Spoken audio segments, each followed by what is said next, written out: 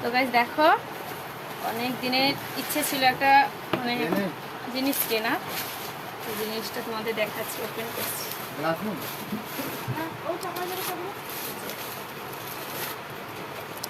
আমার মতো জল খাই, কিন্তু আমার বোতলে জল খাওয়া একটা আলাদা একটা আর কি। এর রেঞ্জটা দেখো, এটা হচ্ছে 1 লিটারের বোতল। রেঞ্জটা